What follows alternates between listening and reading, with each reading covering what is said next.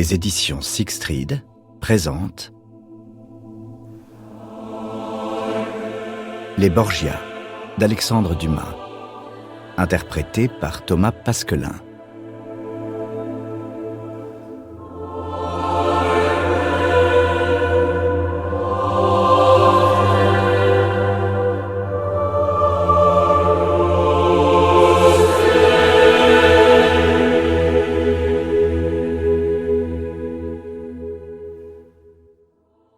Le 8 avril 1492, dans une chambre à coucher du palais de Careggi, située à une lieue à peu près de Florence, 3 hommes étaient groupés autour d'un lit où agonisait un 4e.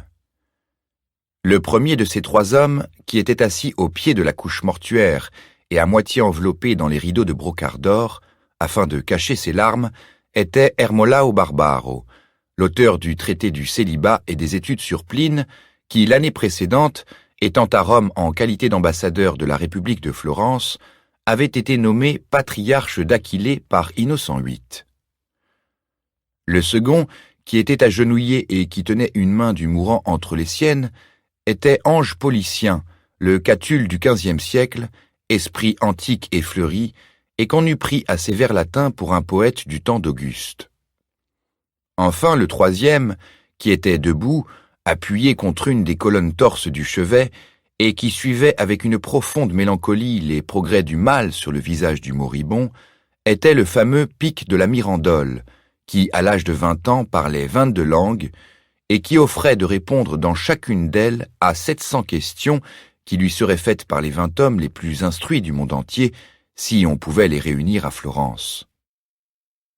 Quant au mourant, c'était Laurent le Magnifique, qui, atteint depuis le commencement de l'année d'une fièvre âcre et profonde à laquelle s'était jointe la goutte, maladie héréditaire dans sa famille, et qui, voyant enfin que les boissons de perles dissoutes que lui faisait prendre le charlatan Léonie de Spolète, comme s'il eût voulu proportionner ses remèdes à la richesse plutôt qu'aux besoins du malade, étaient inutiles et impuissantes, avait compris qu'il lui fallait quitter ses femmes aux tendres paroles, ses poètes aux doux chants, ses palais aux riches tentures, et qui avait fait demander, pour lui donner l'absolution de ses péchés, que chez un homme moins haut placé on eût peut-être appelé des crimes, le dominicain Jérôme François Savonarole.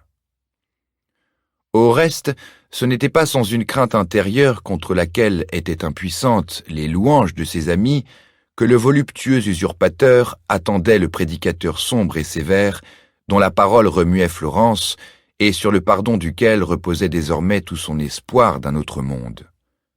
En effet, Savonarole était un de ces hommes de marbre qui, pareil à la statue du commandeur, viennent frapper à la porte des voluptueux, au milieu de leurs fêtes et de leurs orgies, pour leur dire qu'il est cependant bien l'heure qu'ils commencent à penser au ciel.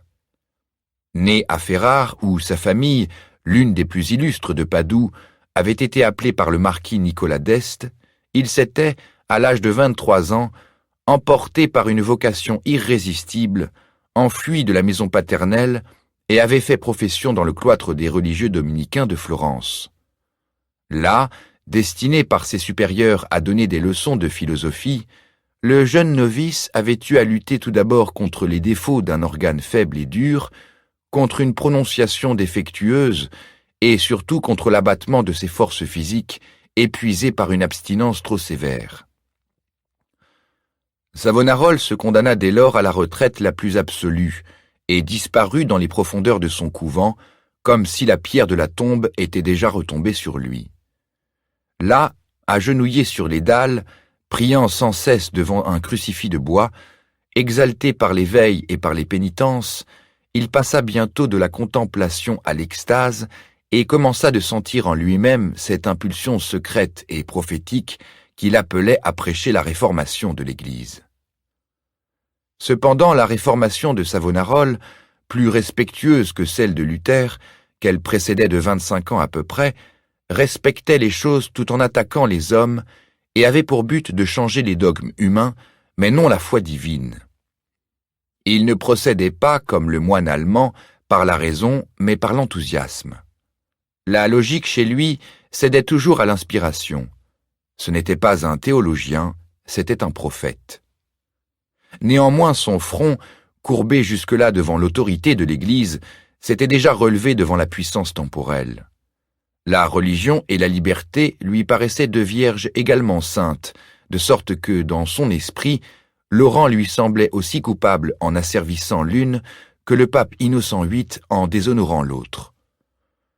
Il en résultait que, tant que Laurent avait vécu riche, heureux et magnifique, Savonarola n'avait jamais voulu, quelques instances qui lui eussent été faites, sanctionner par sa présence un pouvoir qu'il regardait comme illégitime. Mais Laurent, au lit de mort, le faisait appeler. C'était autre chose. L'austère prédicateur s'était aussitôt mis en route, les pieds et la tête nus, espérant sauver non seulement l'âme du moribond, mais encore la liberté de la République.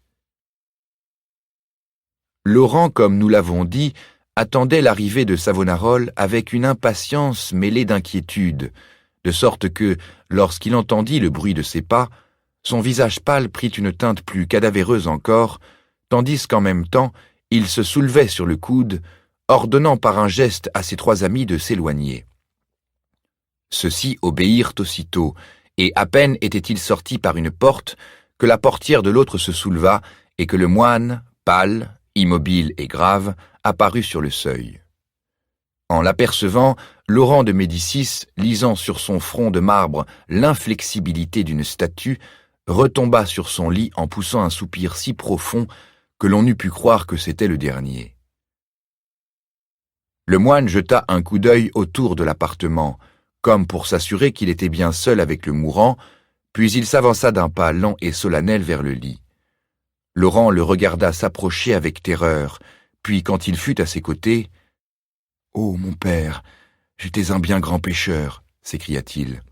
« La miséricorde de Dieu est infinie, » répondit le moine, « et je suis chargé de la miséricorde divine vis-à-vis de toi. »« Vous croyez donc que Dieu me pardonnera mes péchés ?» s'écria le mourant, se reprenant à l'espoir en entendant des paroles si inattendues sortir de la bouche du moine. « Tes péchés et tes crimes, Dieu te pardonnera tout, » répondit Savonarola. « Dieu te pardonnera tes plaisirs frivoles, tes voluptés adultères, tes fêtes obscènes. Voilà pour les péchés. Dieu te pardonnera d'avoir promis 2000 florins de récompense à qui t'apporterait la tête de Dieti Salvi, de Nerone Nigi, d'Angelo Antinori, de Niccolo Soderini, et le double à qui te les livrerait vivant. Dieu te pardonnera d'avoir fait mourir sur l'échafaud ou sur le gibet le fils de Papi Orlandi, Francesco de Brisighella, Bernardo Nardi, Jacob Frescobaldi, Amoretto Baldovinetti, Pier Balducci, Bernardo de Baudino, Francesco Frescobaldi, et plus de 300 autres dont les noms, pour être moins célèbres que ceux-ci, n'en étaient pas moins des noms chers à Florence.